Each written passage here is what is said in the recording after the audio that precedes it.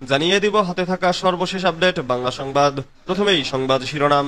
ছাত্র প্রতিনিধিদের এখন সরকার থেকে পদত্যাগ করা দরকার বলেছেন ভিপি নূর। এরপর জানিয়ে দিব থানা নিরাপত্তা দেওয়া স্বেচ্ছাসেবক দলনেতা বিল্লাল এখন রিমান্ডে।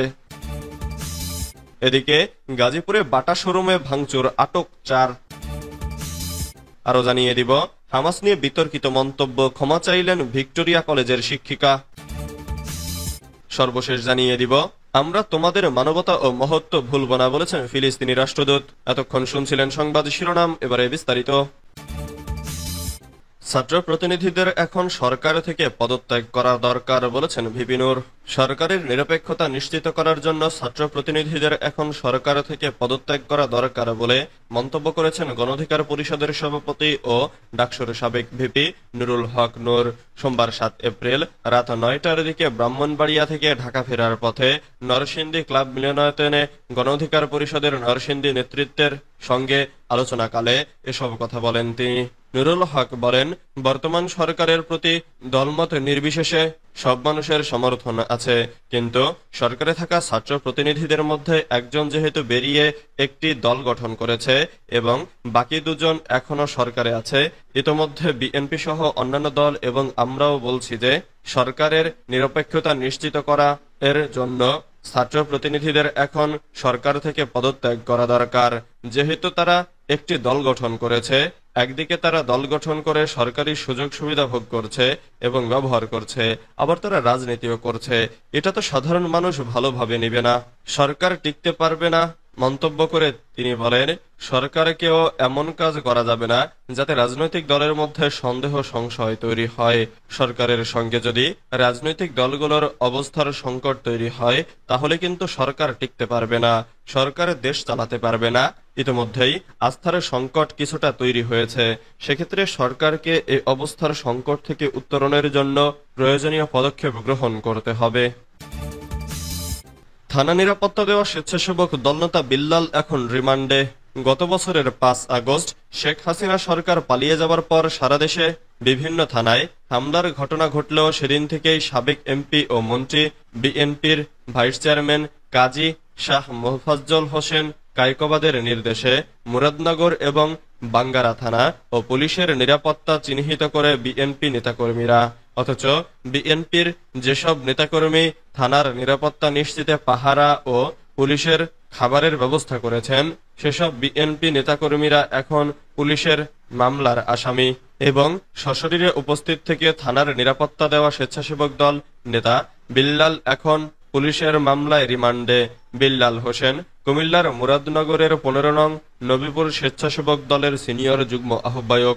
গত 24 মার্চ মুরাদনগরের কোম্পানিগঞ্জে সিএনজি চালিত অটোরিকশা স্ট্যান্ডে অন্তর্বর্তীকালীন সরকারের একজন উপদেষ্টার চাচাতো ভাই পরিচয় দেওয়া ওবায়েদ উল্লাহ সিরিয়ালের বাইরে সিএনজি চালিত অটোরিকশা নিতে চাইলে সেখানে কর্মরত কেরানি এবং সিএনজি চালিত অটোরিকশা চালকরা বাধা দেয়। এতে ক্ষিপ্ত হয়ে সদর ইউনিয়নের নিষিদ্ধ সংগঠন ছাত্রলীগ সেক্রেটারি সজীব সহ একদল তরুণদের ডেকে সিএনজি চালিত অটোরিকশাদের মারধর করে এবং পুলিশ ডেকে এনে চাঁদাবাজ আখ্যা দিয়ে থানায় নিয়ে যায় তারা। শ্রমিক নেতাকে মুক্ত করতে থানার সামনে বিক্ষোভ করে সিএনজি চালিত অটোরিকশা চালকরা। তবে থানার ভেতরে ওসির রুমের সামনে দাঁড়িয়ে মাইক হাতে শ্রমিক নেতাকে টেনে হিঁচড়ে ফেলার হুমকি দেন ছাত্রলীগ নেতা সাজিব। গাজীপুরে বাটা শোরুমে ভাঙচুর, আটক 4। গাজীপুরে বাটা শোরুমে ভাঙচুরের ঘটনায় 4 জনকে গ্রেফতার করেছে যৌথ বাহিনী। সোমবার 7 এপ্রিল রাতে অভিযান চালিয়ে তাদের আটক করা হয়। পরে আটকদের গাজীপুর মেট্রোপলিটন পুলিশের গাছা থানায় সোপর্দ করা হয়। বিস্তারিত আসছে। হামাস নিয়ে বিতর্কিত মন্তব্য, ক্ষমা চাইলেন ভিক্টোরিয়া কলেজের শিক্ষিকা। কুমিল্লা ভিক্টোরিয়া সরকারি কলেজে উদ্ভিদবিদ্যা বিভাগের অধ্যাপক মেহরুন্নেছা সম্প্রতি ফিলিস্তিন ও হামাস যোদ্ধাদের বিষয়ে বিতর্কিত মন্তব্য করেন, যা কলেজের শিক্ষার্থীদের মধ্যে তীব্র ক্ষোভ সৃষ্টি করেছে।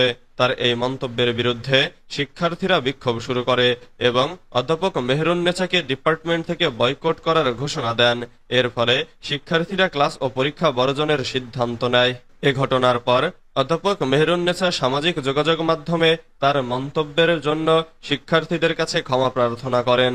তিনি বলেন, গতকাল ফিলিস্তিন নিয়ে আমার টাইমলাইনে একটি স্ট্যাটাস শেয়ার করেছিলাম। সেই স্ট্যাটাসটি হয়তো আমি যা বলতে চেয়েছি তা আমার অক্ষমতার কারণে অন্যভাবে উপস্থাপিত হয়েছে, সেজন্য আমি বিনীতভাবে দুঃখ প্রকাশ করছি। তিনি আরো বলেন, ফিলিস্তিনের সাধারণ মানুষের এ রক্তক্ষয়ী পরিস্থিতি আমি নিতে পারিনি। আমি একজন মুসলিম নারী এবং এদেশের ধর্মপ্রাণ মুসলমানদের প্রতি আমার শ্রদ্ধা অটুট। ব্যক্তিগতভাবে আমি নারীর পোশাক পরিধানের স্বাধীনতার প্রতি শ্রদ্ধাশীল। বোরকা ও হিজাবের প্রতি কোনো বিদ্বেষ পোষণ করি না। অতীতে কোনো ঘটনার প্রেক্ষিতে পর্দা সংক্রান্ত কিছু স্ট্যাটাস দিয়েছিলাম যা ধর্মীয় মূল্যবোধে আঘাত করতে পারে, সেজন্য আমি গভীরভাবে অনুতপ্ত। অধ্যাপক মেহেরুন্নেছা তার ক্ষমা প্রার্থনায় বলেন, আমার শিক্ষার্থীরা আমার সন্তান তুল্য। সবসময় আমি তাদের মঙ্গল কামনা করেছি এবং আমৃত্যু তা করে যাব। আমার অতীতের অসচেতন কোনো কাজে যদি কেউ দুঃখ পেয়েছেন, আমি তার জন্য ক্ষমা প্রার্থী। আমি চাই না আমাদের আরো কোনো ভুল বোঝাবুঝির অবকাশ থাকুক। অধ্যাপকের বিতর্কিত মন্তব্যের সূত্রপাত হয়েছিল ফিলিস্তিন ও হামাস যোদ্ধাদের বিষয়ে তার ফেসবুক স্ট্যাটাস থেকে।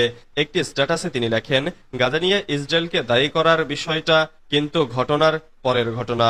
মূল ঘটনা হলো গাজার এই পরিণতির জন্য হামাসের কট্টর প্রক্রিয়াশীল একরেখা রাজনীতি দায়ী। এ বিষয়ে কুমিল্লা ভিক্টোরিয়া কলেজের অধ্যক্ষ আবুল বাশার ভুইয়া জানান, বিষয়টি সম্পর্কে আমি শুনেছি। আমি এ বিষয়ে সঙ্গে সঙ্গে কমিটি গঠন করে দিয়েছি। কমিটির তদন্ত শেষে রিপোর্ট পেলে যথাযথ ব্যবস্থা গ্রহণ করা হবে। আমরা তোমাদের মানবতা ও মহত্ব ভুলব না, বলেছেন ফিলিস্তিনি রাষ্ট্রদূত। ফিলিস্তিনের গাজায় ইসরায়েলি বর্বরতার প্রতিবাদে ঢাকাসহ দেশের বিভিন্ন স্থানে বিক্ষোভ ও সমাবেশ করেছেন শিক্ষার্থী ও সাধারণ মানুষ। ফিলিস্তিনের পাশে বাংলাদেশিদের অবস্থানে ঢাকায় নিযুক্ত দেশটির রাষ্ট্রদূত ইউসুফ রামাদান বলেছেন, আমরা তোমাদের মহত্ব ভুলব না এবং তোমাদের মানবতাও ভুলব না। সোমবার রাতে ঢাকায় ফিলিস্তিন দূতাবাস রাষ্ট্রদূত ইউসুফ রমাদানের লিখিত একটি বক্তব্য প্রকাশ করেছে, যেখানে একথা বলেন রাষ্ট্রদূত।